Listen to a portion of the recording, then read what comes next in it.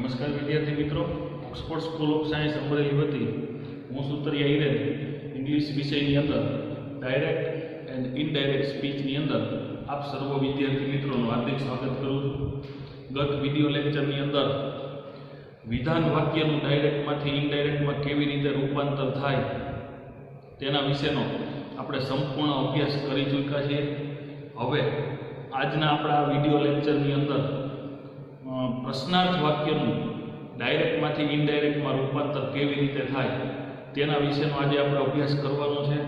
તો હું એવી અપેક્ષા પણ રાખું છું કે આપ સર્વ વિદ્યાર્થી મિત્રોએ આગળના વિડીયો લેક્ચરની અંદર ડાયરેક્ટ સ્પીચનું ઇનડાયરેક્ટમાં કેવી રીતે રૂપાંતર થાય તેના વિશેના જે પણ કંઈ નિયમોનો અભ્યાસ કર્યો છે એ ખૂબ જ સારી રીતે સમજી ગયા છે।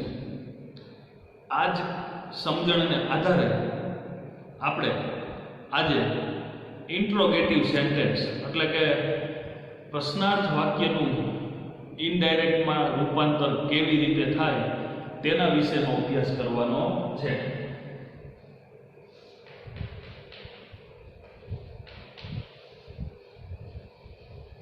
ઇન્ટ્રોગેટિવ સેન્ટેન્સ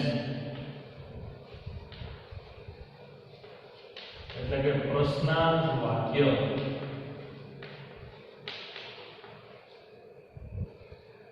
જો ડાયરેક્ટ સ્પીચની અંદર પ્રશ્નાર્થ વાક્ય આવતું હોય તો તેનું ઇનડાયરેક્ટ સ્પીચમાં કેવી રીતે રૂપાંતર થાય તેના વિશેનો આજે આપણે અભ્યાસ કરવાનો છે। આ પ્રશ્નાર્થ વાક્ય સૌપ્રથમ તો આપ સર્વ વિદ્યાર્થી મિત્રોને ઓળખતા આવડવું જોઈએ। જો તમે પ્રશ્નાર્થ વાક્યને યોગ્ય રીતે ઓળખી શકશો તો જ આવા પ્રશ્નાર્થ વાક્યનું ઇનડાયરેક્ટ સ્પીચમાં રૂપાંતર કરી શકશો। ખરા અર્થની અંદર પ્રશ્નાર્થ વાક્યને ઓળખવા માટે સૌપ્રથમ આપણે જાણીએ છીએ કે પ્રશ્નાર્થ વાક્યને ઓળખવા માટે આ વાક્યની અંદર વાક્ય જ્યારે પૂર્ણ થાય ત્યારે એ વાક્યમાં છેલ્લે પ્રશ્નાર્થ ચિહ્ન હોય જેને આપણે ક્વેશ્ચન માર્ક એવું કહીએ છીએ। જો પ્રશ્નાર્થ વાક્ય હોય તો આવા પ્રશ્નાર્થ વાક્યનું ઇનડાયરેક્ટ સ્પીચમાં કેવી રીતે રૂપાંતર થાય તેના વિશેની આજે આપણે માહિતી મેળવવાની છે। ગત વિડીયો લેક્ચરની અંદર એસર્ટિવ સેન્ટેન્સ વિધાન વાક્યને કેવી રીતે ઇનડાયરેક્ટમાં રૂપાંતર કરી શકાય તેના વિશેની સંપૂર્ણ માહિતી જોઈ। તો આજે આપણે આવા પ્રશ્નાર્થ વાક્ય વિશે શીખવાનું છે। આ ઇનડાયરેક્ટ સ્પીચમાં કેવી રીતે રૂપાંતર કરવામાં આવે છે તે ખાસ સમજો। આગળના ચાર ફેરફારો તો આપણને ક્લિયર કટ છે જ, જેની અંદર સર્વનામનો ફેરફાર, ટેન્સનો ફેરફાર, સમયદર્શક શબ્દનો ફેરફાર અને મોડલ ઓક્ઝિલરીઝનો ફેરફાર।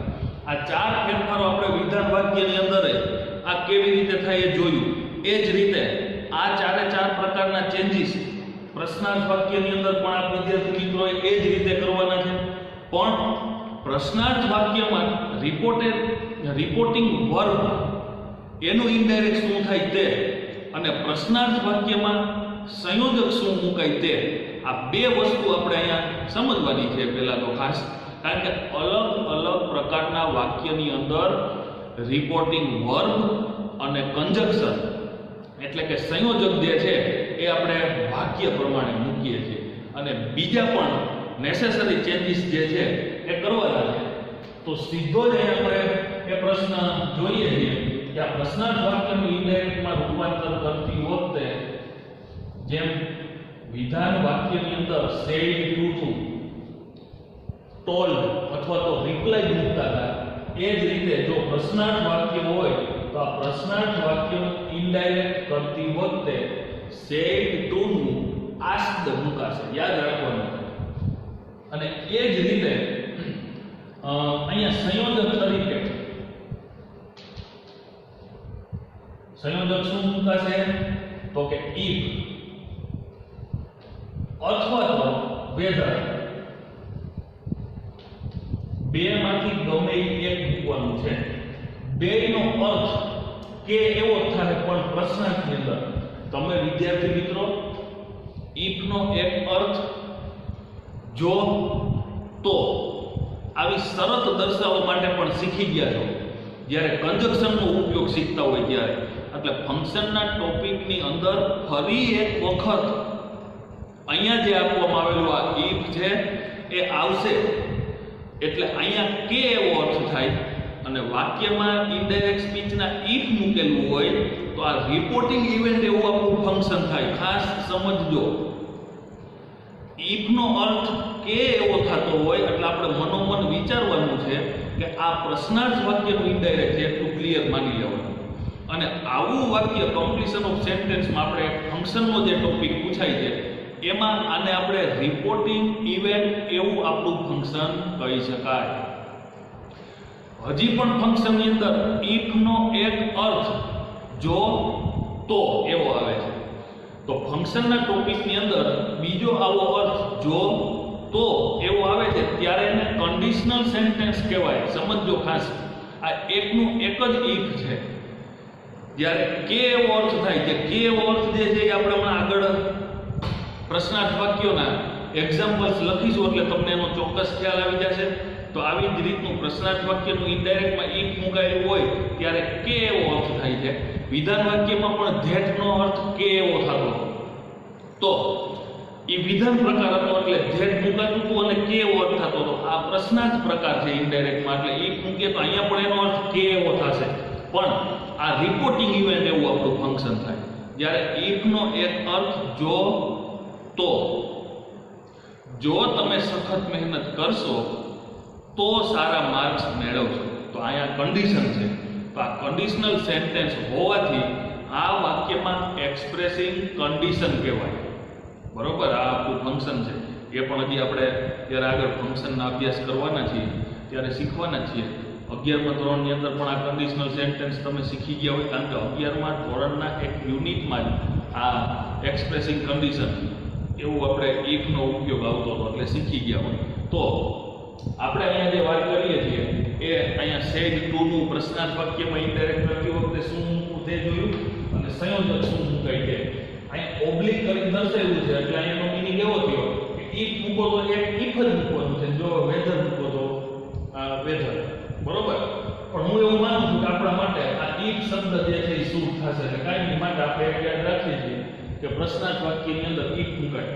બીજો પ્રશ્ન એક અહીંયા એ છે કે ઇફ અથવા તો વેધર મૂકવાય ઓર WH શબ્દ પણ મુકાય. બરોબર, આનો મીનિંગ એવો તો સમજજો ખાસ. પ્રશ્નાર્થ વાક્યોને હવે સમજવાનું છે. આપણે એવું કહીએ કે પ્રશ્નાર્થ વાક્ય ઇન્ટ્રોગેટિવ સેન્ટેન્સ, તો 2 type of interrogative sentence, to start with helping verb and to start with WH words. તો આપણે અહીંયા જે જોઈએ છીએ બે પ્રકારના પ્રશ્નાર્થ વાક્યો હોય. આગળ પણ આપણે ચર્ચા કરી હતી. સહાયકારક ક્રિયાપદથી શરૂ થતું પ્રશ્નાર્થ વાક્ય અને WH શબ્દથી શરૂ થતું પ્રશ્નાર્થ વાક્ય. બરોબર, આ ખાસ યાદ રાખવાનું છે. તો જો સહાયકારક ક્રિયાપદથી શરૂ થતું પ્રશ્નાર્થ વાક્ય હોય તો આપણે ઇફ અથવા તો વેધર મુકાય. અને જો WH શબ્દથી શરૂ થતું પ્રશ્નાર્થ વાક્ય હોય, આ યાદ રાખજો, તો જે WH શબ્દનો ઉપયોગ પ્રશ્ન પૂછવા માટે થયેલો હોય એ WH શબ્દ સંયોજક બને. તો અલગ અલગ પ્રકારના પ્રશ્ન પૂછવા માટે 15 થી 16 પ્રકારના WH વર્ડ્સ આવે છે. જો હું અહીંયા બોલું તો who, whom, whose, which, what, why, when, where, how, how much, how many, how far, what. તો આ રીતના આ WH શબ્દમાંથી એના અર્થ પ્રમાણે જે તે પ્રશ્ન પૂછવા માટે મુકાયેલું આ જે WH વર્ડ્સ હોય એને સંયોજક લઈ લેવાનું થાય. આપણે એક્ઝામ્પલ જોઈએ ત્યારે એનો પણ ખ્યાલ આવી જાય. તો બે પ્રકારના પ્રશ્નાર્થ વાક્ય હોય. સહાયકારક ક્રિયાપદથી શરૂ થતું પ્રશ્નાર્થ વાક્ય. જો સહાયકારક ક્રિયાપદથી શરૂ થતું પ્રશ્નાર્થ વાક્ય હોય તો એમાં ઇફ અથવા તો વેધર મૂકવું. અને જો WH શબ્દથી શરૂ થતું પ્રશ્નાર્થ વાક્ય હોય તો એમાં એ જે તે WH શબ્દ મૂકવો. બરોબર, તો હું અહીંયા તમને નોંધ પણ લખાવું છું, ખાસ યાદ રાખવાની છે. જે આપણે અહીંયા ચર્ચા કરી એ જ પ્રમાણે છે. જો પ્રશ્નાર્થ વાક્યની શરૂઆત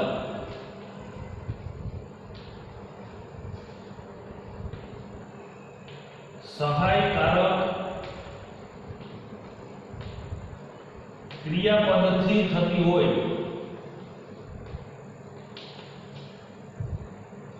તો આ સહાયકારક ક્રિયાપદ એટલે હું અહીં લખું છું બ્રેકેટમાં was were am is are બરોબર whatever આવા બીજા એટલે was were am is are do does did have has had can may might should would could આ બધા એને સહાયકારક ક્રિયાપદ કહેવાય. જે આપણે તમને થોડાક એક્ઝામ્પલ માટે લખ્યા છે, હવે તમે એના ઉપરથી ઓળખી શકશો. તો જો પ્રશ્નાર્થ વાક્યની શરૂઆત સહાયકારક ક્રિયાપદથી થતી હોય તો સંયોજક if અથવા તો whether મૂકવું. બરોબર. અને જો પ્રશ્નાર્થ વાક્યની શરૂઆત WH શબ્દ લખું છું નમૂના સ્વરૂપે who whose what which એટલે હવે સમજી લેવાનું. આગળ મેં બોલ્યો હતો જો પ્રશ્નાર્થ વાક્યની શરૂઆત WH શબ્દથી થતી હોય તો જે તે WH શબ્દ સંયોજક તરીકે મુકાય. જે તે WH શબ્દ એટલે who થી શરૂ થયેલું હોય તો who જ સંયોજક બની જાય. what થી શરૂ થયેલું હોય તો એ what શબ્દ જ સંયોજક બની જાય. એવી જ રીતે which whatever જે આપણે 15 પ્રકારના બોલ્યા. તો હવે હું એવું માનું છું કે તમે અહીંયા આખું સ્ટેન્ડ ક્લિયર થઈ ગયું હશે તમને કે પ્રશ્નાર્થ વાક્ય શું છે, પ્રશ્નાર્થ વાક્ય ઇનડાયરેક્ટ કરતી વખતે શું કરવાનું છે. હજી એક નોંધ આપણે જો જોઈએ તો પ્રશ્નાર્થ વાક્યનું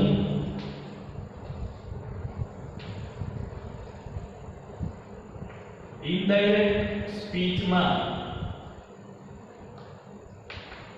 રૂપાંતર કરતી વખતે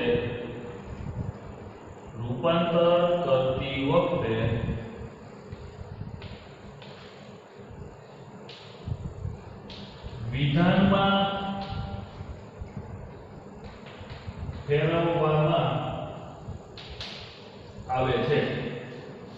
ખબર પડી? આનો મીનિંગ શું થયો કે ડાયરેક્ટ સ્પીચમાં પ્રશ્નાર્થ વાક્ય હોય ને એનું ઇનડાયરેક્ટ કરતી વખતે એને વિધાન થઈ જાય. તો તમને અહીંયા વાક્યને વિધાનમાંથી પ્રશ્નાર્થમાં અને પ્રશ્નાર્થમાંથી વિધાનમાં ફેરવતા આવડવા જોઈએ. ખબર પડે છે? હું અહીંયા તમને સમજાવું છું. ખરેખર અહીંયા જરૂર નથી પણ એક તમને સ્ટેન્ડ ક્લિયર થાય એટલા માટે વિધાન વાક્ય કેવું હોય અને પ્રશ્નાર્થ વાક્ય કેવું હોય બે સમજી અને પ્રશ્નાર્થમાંથી એને વિધાનમાં આપણે રૂપાંતર કરીએ છીએ. ઓકે, બંનેની વાક્ય રચના લખું છું એટલે તમને સંપૂર્ણ ખ્યાલ આવી જાય. જો સામાન્ય રીતે પ્રશ્નાર્થ વાક્ય હોય તો પ્રશ્નાર્થ વાક્યની વાક્ય રચના કેવી હોય તો કે સહાયકારક ક્રિયાપદ પહેલા, બરોબર, ત્યાર પછી વાક્યમાં સબ્જેક્ટ એટલે કે કર્તા આપવામાં આવેલું, ત્યાર પછી વર્બ એટલે કે ક્રિયાપદ આપવામાં આવેલું, બરોબર, ત્યાર પછી કર્મ અને અન્ય શબ્દ આ રીતે આપેલું હોય અને છેલ્લે પ્રશ્નાર્થ. હવે આવું જે રહેલું આ પ્રશ્નાર્થ વાક્ય આપણને અહીં એક એક્ઝામ્પલ લખું છું.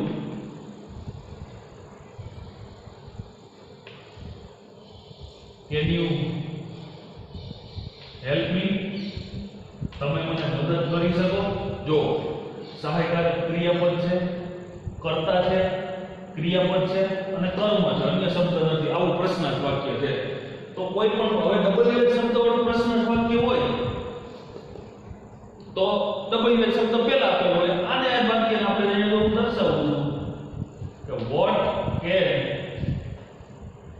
I help you.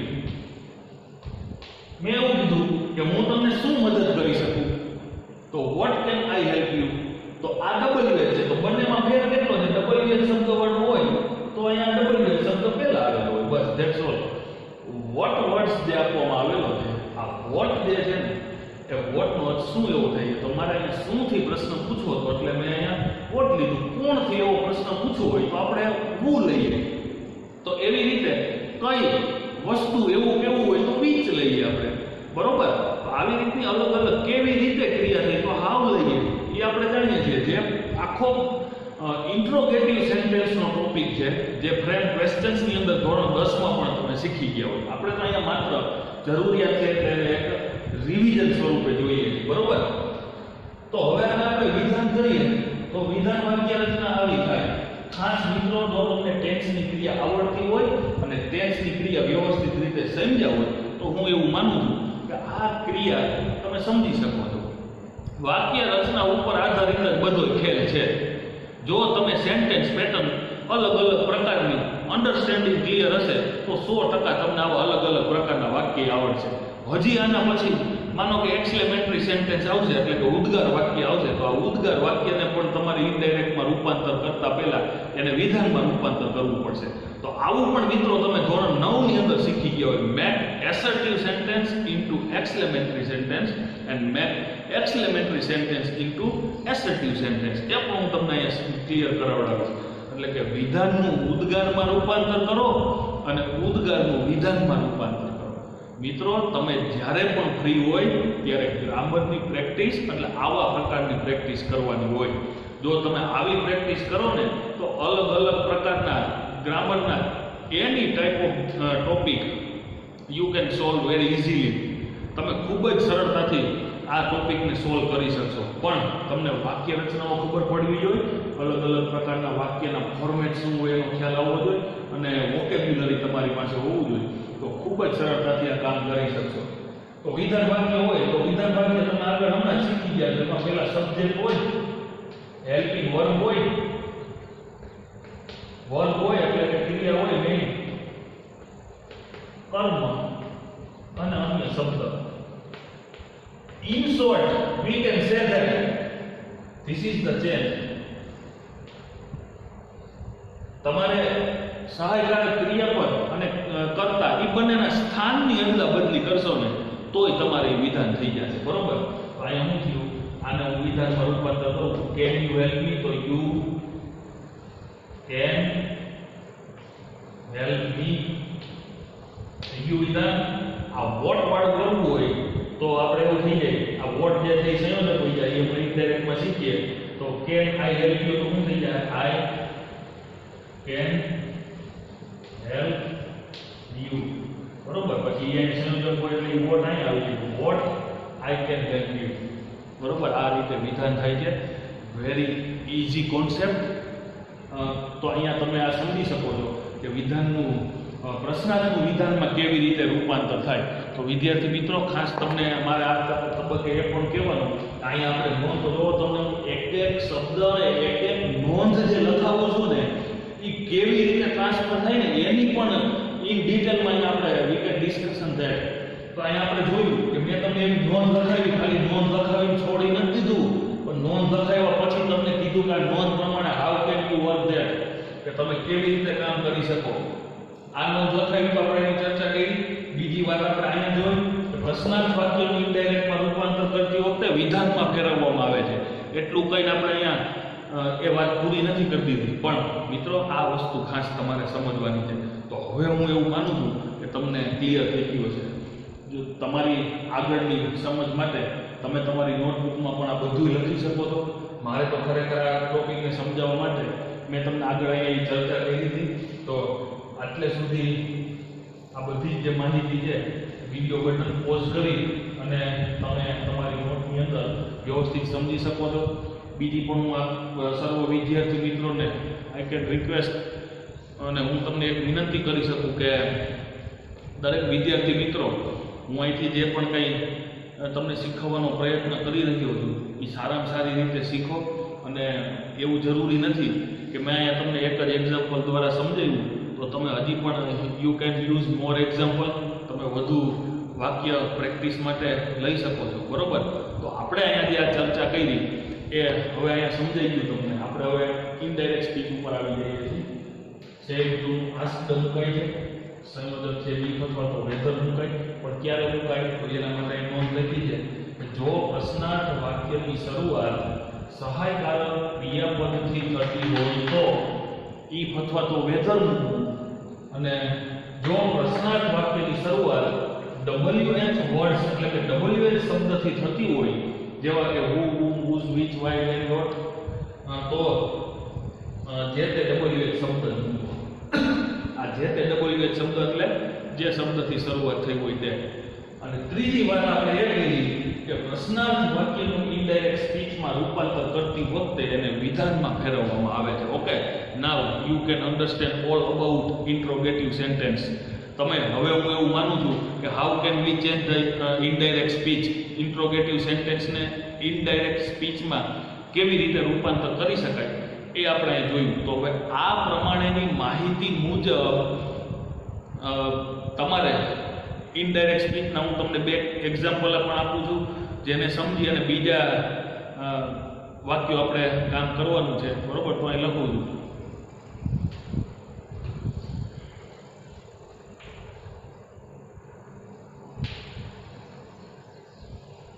Renish said to Urvisa,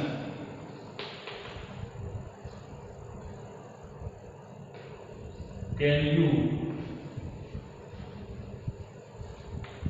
bring my bag? આ પ્રશ્નાર્થ વાક્ય આપેલું છે. બરોબર? ડાયરેક્ટ સ્પીચનું આ પ્રશ્નાર્થ વાક્ય આપવામાં આવેલું છે. તો હવે આપણે ઉપર જે ઇન્ફોર્મેશન શીખી ગયા છે એ પ્રમાણે આપણે એને ડાયરેક્ટમાંથી ઇનડાયરેક્ટમાં રૂપાંતર કરીએ છીએ. તો રેનિશ સેડ ટુ નો એ લખ્યું છે, આસ્ક મુકાશે એટલે આસ્ક લિસનર સાંભળનાર, ઉર્વિશા જોવાનું છે. વાક્યની શરૂઆત કેન આપેલું છે એટલે સહાયકારક ક્રિયાપદથી થયેલી છે. તો સહાયકારક ક્રિયાપદને લખ્યું છે, અર્થઘટન કરતું જવાનું મિત્રો. જો તમે યોગ્ય રીતે એનું અર્થઘટન કરી શકશો તો અને તો જ તમે વાક્યની ઇનડાયરેક્ટ સ્પીચમાં રૂપાંતર કરી શકશો યોગ્ય રીતે. તો આ સહાયકારક ક્રિયાપદથી શરૂ થાય છે. તો જો તમે વ્યવસ્થિત જાણતા હોય તો અહીંયા તમે જોઈ શકો છો સહાયકારક ક્રિયાપદથી શરૂ થતું હોય તો સંયોજક ઇફ મૂકવાનું. બરોબર? તો અહીંયા આપણે ઇફ લઈ લીધું અથવા તો વેધર જે લખવું હોય તે બેમાંથી એક લખવાનું, બે મૂકવાના. Can you bring my bag? તો હવે જ્યારે આપણે એ માહિતી લઈએ પ્રશ્નાર્થ વાક્યનું ઇનડાયરેક્ટ કરતી વખતે એને વિધાનમાં રૂપાંતર કરવામાં આવે છે. એટલે જો તમે પ્રશ્નાર્થ વાક્યનું ઇનડાયરેક્ટ સ્પીચમાં રૂપાંતર કરવા જાવ એટલે પહેલા તો વિધાન કરવાનું છે. Can you bring my bag? તો આવું આપણે વાક્ય હમણાં જોયું હતું જસ્ટ. તો you can bring my bag, આવું થઈ ગયું વિધાન. તો યુ જે છે એ સર્વનામ આવ્યું. તો સર્વનામનો ફેરફાર બીજા પુરુષનું સર્વનામ હોવાથી બોલનાર પ્રમાણે સાંભળનાર પ્રમાણે ફેરફાર થશે. સાંભળનાર ઉર્વિશા છે તો એ પ્રમાણે એનો ફેરફાર કરતા શું થઈ જશે? આ સી કેનનું ઇનડાયરેક્ટ કરતી વખતે આપણે જોયું ઓબ્જેક્ટ્સના ફેરફારમાં કેનનું શું થઈ જશે? ફૂડ. તો હવે બીજો કાર્ડનો ફેરફાર કરવાની જરૂર રહેતી નથી. આ બ્રિંગનું બ્રિંગ, કેનનું ફૂડ થઈ ગયું, યુનું સી થઈ ગયું, સર્વનામનો ફેરફાર કર્યો યુનું સી છે જે આપણે આગળ શીખી ગયા છે. આ કેનનો ફેરફારમાં ઓક્સિલરીસનો ફેરફારમાં શીખી ગયા છે. કેનનું ફૂડ કર્યું. બાકી એમાં માય બેગ ફરી એક વખત પ્રથમ પુરુષનું સર્વનામ આવ્યું તો પ્રથમ પુરુષના સર્વનામનો ફેરફાર બોલનાર પ્રમાણે થાય. તો પ્રથમ પુરુષના સર્વનામની આઈ, મી અને માય સંબંધક વિભક્તિ છે. જે પેલું કોષ્ટક લખ્યું જેમાં જો હો એટલે ખ્યાલ આવી જાય. બરાબર? તો સંબંધક વિભક્તિ છે તો બોલનારની સંબંધક વિભક્તિ મુકાય. બોલનાર તરીકે રેનિશ છે, રેનિશ માટે મુકાતું સર્વનામ હી હોય તો હી ની સંબંધક વિભક્તિ તો કે હી, હિમ અને હિઝ. તો માય બેગ નું શું થઈ જશે? His bag. વિદ્યાર્થી મિત્રો, જો તમને એક એક રૂલ્સ કમ્પ્લીટ આવડે છે તો હું એવું માનું છું કે ખૂબ જ સારી રીતે તમે એને સમજી શકશો. બરોબર. સેકન્ડ લખીએ WH વાળું.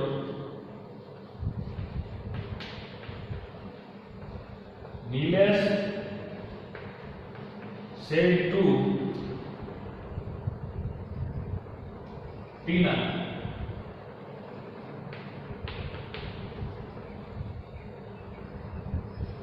where are you going now? બરોબર. હવે આપણે જોઈએ આગળના વાક્ય ઉપરથી તમે સમજી શકશો યોગ્ય રીતે. તો કે Nilesh said to asked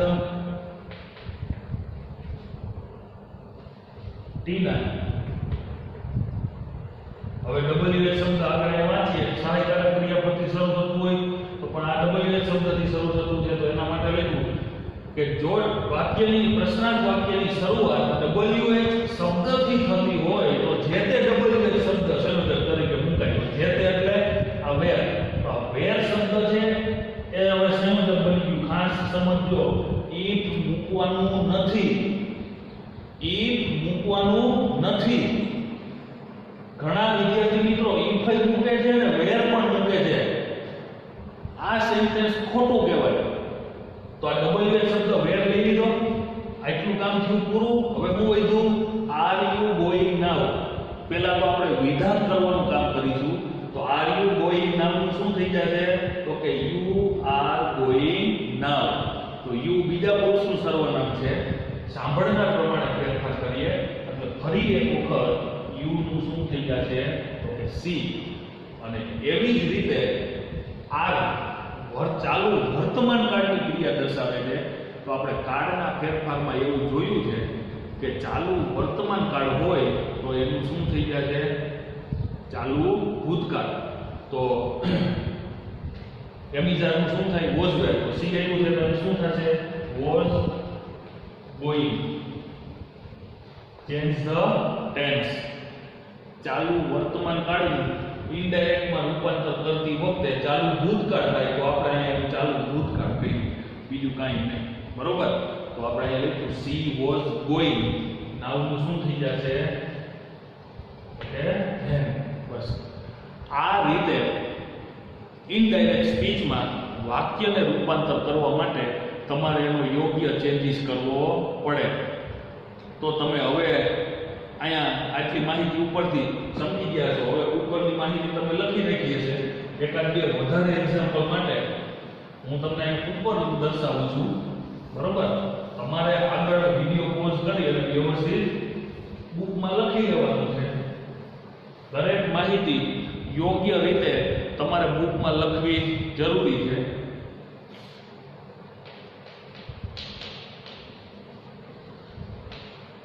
Kinjal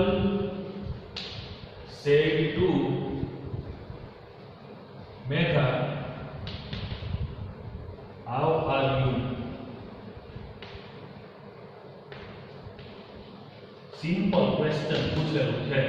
આવા સિમ્પલ સેન્ટેન્સ નું પણ ઇનડાયરેક્ટ થાય પ્રશ્નાર્થમાં. એટલે આપણે કરીશું કિંજલ asked મેઘા. સંયોજક WH શબ્દ આવ પોતે જ મૂકાશે. બરોબર. હવે આર યુ તો એનું ખાલી યુ આર કરવાનું છે. તો યુ નો સર્વનામનો ફેરફાર કરીશું એટલે શું થઈ જાય? હાવ સી આર. તો સી વોઝ. આ વિધાન પણ થઈ ગયું. પ્રશ્નાર્થ વાક્યનું ઇનડાયરેક્ટમાં રૂપાંતર પણ થઈ ગયું. તો હવે તમે અહીંયા ખૂબ જ સરળતાથી હું એવું માનું છું કે સમજી ગયા છો. બરોબર. હજી એક આખું વાક્ય જોઈએ.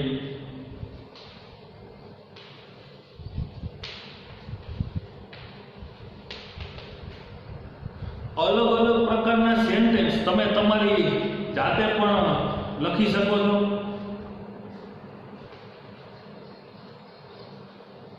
Why did you not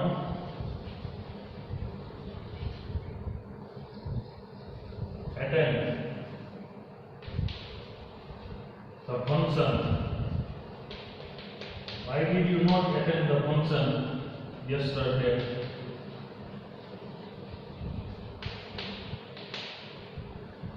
તમારી જાતે પણ તમારે વધારે આના સિવાયના મેં તમને લખીને આપ્યા છે એ સિવાયના બીજા ફંક્શન લખવાના છે, બરોબર? અને why did you not attend the function yesterday, બરોબર? તો હવે આપણે અહીં આગળ જોઈએ. he asked me, સંયોજક તરીકે આવી જશે WH શબ્દ y છે એટલે y થી. હવે એટલું આપણે કાઢી નાખીએ તો did you not attend the function કાળ કયો છે તો કે સિમ્પલ પાસ્ટ ટેન્સ. તો you did not attend the function yesterday આ એનું વિધાન થયું. you નો ફેરફાર કરીએ તો સાંભળનાર પ્રમાણે ફેરફાર કરીએ એટલે you નું I થઈ જશે, બરોબર? બીજા પુરુષનું સર્વનામ છે, સાંભળનાર પ્રમાણે ફેરફાર કર્યો, સાંભળનાર તરીકે ની આપેલું છે તો એની કર્તા વિભક્તિ મૂકીએ. યુ કર્તા વિભક્તિ છે એટલે સાંભળનારની કર્તા વિભક્તિ મૂકીએ તો એનું આઈ થઈ ગયું. મિત્રો, હું અહીંયા ત્યાં બોલું છું, કર્તા વિભક્તિ, સંબંધક વિભક્તિ, સાંભળનારને બોલનાર પ્રમાણે બધું જ આપણે આગળના વિડિયો લેક્ચરમાં શીખવી દીધું છે. આગળના એટલે કે આપણે પાર્ટ 6 છઠ્ઠો પાર્ટ જોઈએ છીએ. આગળના 1 અને 2 પાર્ટની અંદર આ બધી માહિતી આવી ગઈ છે. સર્વનામ, સંબંધક વિભક્તિ, એનું આખું કોષ્ટકની પણ ઇન ડિટેલ ડિસ્કશન કરી હતી. એને જો તમે સમજ્યા હોય તો હું અહીંયા એવું બોલું છું કે આ બીજા પુરુષનું સર્વનામ છે તો એનો સાંભળનાર પ્રમાણે ફેરફાર થાય. બીજા પુરુષના સર્વનામની કર્તા વિભક્તિ છે તો તમારે સાંભળનારની કર્તા વિભક્તિ મુકાય. આ કોન્સેપ્ટ તમે સમજી શકશો. જો સર્વનામને નહીં સમજતા હોય તો હું અહીંયા જે ચર્ચા કરું છું એ તમે સમજી શકશો નહીં. એટલે પહેલા એ ક્લિયર કરવું પડે, આનો ખ્યાલ આવ્યો. I did not attend. તો હવે સમજો, ચેન્જ ધ ટેન્સ ની અંદર તમે એવું શીખી ગયા છો કે જો સાદો ભૂતકાળ ડાયરેક્ટ સ્પીચમાં આવતો હોય તો તેનું ઇનડાયરેક્ટ કરતી વખતે પૂર્ણ ભૂતકાળ થાય. તો તમારે સાદા ભૂતકાળને પણ યાદ કરવો પડે અને પૂર્ણ ભૂતકાળને પણ યાદ કરવો પડે, બરોબર? સાદા ભૂતકાળનું વાક્ય તો છે એ ઓળખતા આવડવું જોઈએ ને પહેલા, તો આપણે સાદું ભૂતકાળ આવડતું હોય તો થાય. તો હવે પૂર્ણ ભૂતકાળમાં હેડ પ્લસ V3 હોય, નકાર હોય તો હેડ નોટ V3 હોય. તો ડીડ ની જગ્યાએ શું આવી ગયું? Had not. નકાર વાક્ય છે એટલે હેડ નોટ ક્રિયાપદનું V3, અહીંયા V1 છે એટેન્ડ, તો શું થઈ જાય? attended the function yesterday. સમય દર્શક શબ્દ આવ્યો તો શું થઈ જશે? the previous day. તો વિદ્યાર્થી મિત્રો, આવી રીતે પ્રશ્નાર્થ વાક્યનું ઇનડાયરેક્ટમાં રૂપાંતર કરવામાં આવે છે. અહીંયા મેં જે પણ કંઈ તમને આ 4 એક્ઝામ્પલ લખાવ્યા, બીજા તમારી જાતે આવા વિચારી અને પ્રશ્નાર્થ વાક્ય ડાયરેક્ટ સ્પીચના ક્રિએટ કરવાના અને એને ઇનડાયરેક્ટમાં રૂપાંતર કરવાનું. હું તમને એક્સરસાઇઝ સ્વરૂપે PDF સ્વરૂપે આપીશ, પણ એટલું યાદ રાખજો મિત્રો કે જો ડાયરેક્ટ સ્પીચના સેન્ટેન્સ તમને આવડતા હોય એવા તમારી જાતે તૈયાર કરશો અને એને ઇનડાયરેક્ટમાં રૂપાંતર કરશો, એ ધી બેસ્ટ વર્ક કહેવાય તમારા દ્વારા, અને એ તમને કમ્પ્લીટ યાદ પણ રહી જશે. તો હું તમને એવી વિનંતી કરું છું કે આ રીતના બીજા તમે 5 થી 6 વાક્ય તમારી જાતે બનાવી લખશો, અન્ય ગ્રામર બુકમાં એની પ્રેક્ટિસ કરી લો, અને હું તમને બાકી આના માટેનું હોમવર્ક PDF સ્વરૂપે આ લેક્ચરની સાથે મોકલીશ. આભાર.